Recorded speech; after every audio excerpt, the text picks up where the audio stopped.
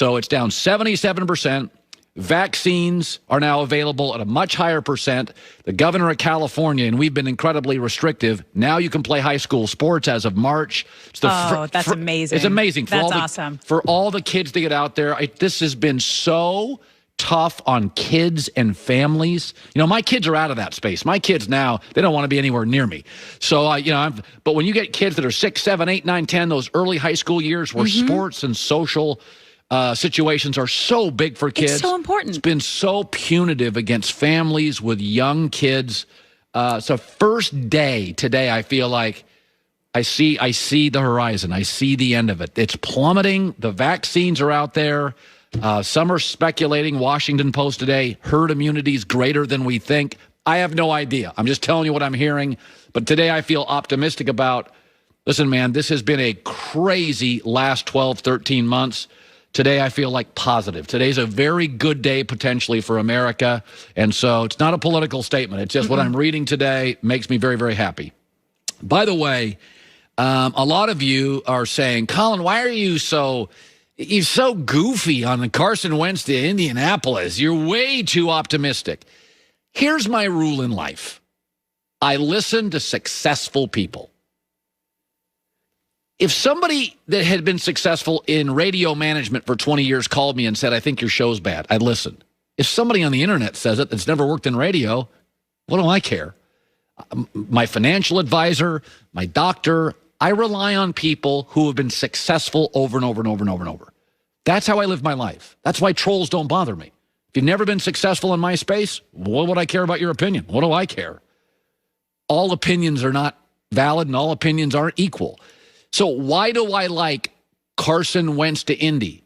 It's not terribly difficult to figure out because Frank Reich has been successful over and over and over and over.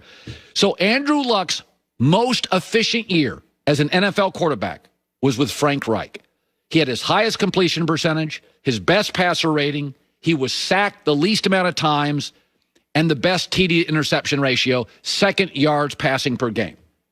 So Andrew Luck, best year with Frank Reich. Carson Wentz had his best year with Frank Reich. He was 11-2. It was his best TD to interception ratio. He was sacked the least amount of times and had his second best passer rating. Reich was the Eagles' OC. Even old, creaky, can't move Phillip Rivers in the last year of his career. Now remember, this is the last year. He had his fourth best win-loss record, his third best completion percentage, sacked the second fewest times in his career, and his sixth best pass rate. And again, that's at the end. I mean, Phillip didn't have much of a fastball left, and he did this. And oh, by the way, Phillip Rivers, in fact, I put this down somewhere this morning, had his best completion percentage ever when he was in San Diego and Reich was the quarterback coach.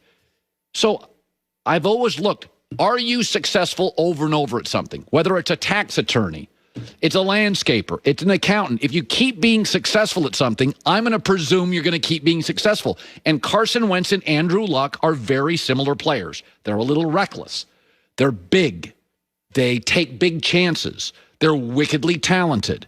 They're going to ad-lib sometimes out of trouble and sometimes into trouble. Luck and Wentz are very similar players. I like Luck more than Wentz, but Wentz is super talented. They went to non-traditional football powers, right? They didn't go to Alabama, Ohio State, Oklahoma. So it's real easy. Frank Reich equals good quarterback play. That's why I like it. Again, it's why I don't listen to trolls. If you're not successful, why do I care about your opinion? I listen to successful coaches, successful tax people, successful doctors, successful broadcast executives.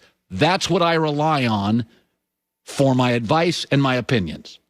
All right, Andrew Whitworth, 15th NFL season, probably going to end up getting a lot of Hall of Fame votes. He is now joining us live. We haven't talked to him in a while. Last time I talked to Andrew Whitworth, he was protecting a different quarterback. So you got a different quarterback. So let's just start with this. First of all, I hope your off season's going well. I see a nice case of wine behind you. It looks like you're enjoying the finer things in life. Am I right there? There you go. Hey, taking a page out of your book, man. So let's start with this. You were close with Jared Goff. We both like Jared Goff. Were you shocked the Rams moved off Jared Goff?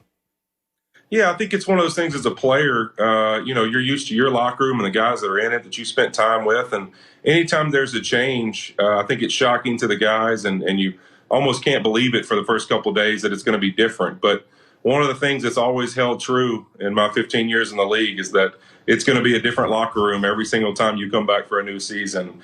And it's just one of the things I think that's tough as a young player to get used to. And it's one of those that I think, the Rams decided the best thing for them to do is to move in a different direction. And as a player, all you can do is, enjoy the time you had with Jared. And obviously he's a great young man, wish him nothing but the best, but also get to know Matt Stafford and look forward to the opportunity they have there with him. Okay, so Jared was well-liked. He was a hard worker. People liked him. Are you concerned at all? Matt Stafford comes in, no relationships in the room. What do you know about Matt Stafford? What do you know about his style, his personality? What do you know about him? Well, I think for Matt, it's somebody I actually know pretty well. One of his closest friends in life was my left guard in Cincinnati with the Cincinnati Bengals in Clint Bowling, and they played at Georgia together. So I've known Matt for a while and know what a competitor he is and really his personality. I think that he's somebody that's been a leader. You look in Detroit, I saw here recently some guys have come out and said he was the most favorite teammate they had while they played in the NFL. And I think it's one of those things you see him as somebody people gravitate towards. And I think it'll be pretty seamless for guys getting to know Matt and understanding what he's about. Now, Sean McVay's system, and we know this, Andrew, almost as a general rule. Brady's the exception. Generally, you go to a team with a new offense, and it's the second year that it pops. So what will be that playbook with Sean McVay. What will be the biggest challenges for Stafford and your offense in the new playbook? What's going to be tough for him? What shouldn't be? Well, I think that really for Matt, I think it's going to be that he's played in a lot of systems. That's a benefit to us is that he's had some different coaches. He's been through some change there in Detroit. So I think he's got a pretty deep understanding of a lot of the offenses in the NFL. And for us, it's going to be getting used to him and his style and maybe even everything from cadences to the style he likes to communicate with on the field and kind of understanding each other. I think that's one of the things as an offense that you get to. And then also with us, we do a lot at the line of scrimmage play. I mean, there's a lot of fast, up-tempo things going on. And it's going to be how do we communicate with one another, understand the way he wants to talk about plays or maybe the way he sees them. And I think getting on that same page, that'll be something big for him coming in, is really playing in that up-tempo, on-the-ball offense and getting to understand the terminology that we've been used to. And if there's anything that maybe he likes to communicate in a different way. When Sean McVay came in, he is this boy wonder, but then reality sets in. You got to win games and win your division, and you guys just happen to be in the toughest division in football. And at the end of this year, I just talked to Les Snead for about 30 minutes the other day. He's like, the reality is the Rams now, the expectations are win the division. Sean McVay, win playoff games. Did you feel at the end, because I thought you guys actually played well at the end of the year. You gave Green Bay a real fight. Did you sense at the end of the year, expectations have changed a little, Andrew? It's like, now you got to win multiple playoff games with the Rams. This is not just getting into the playoffs.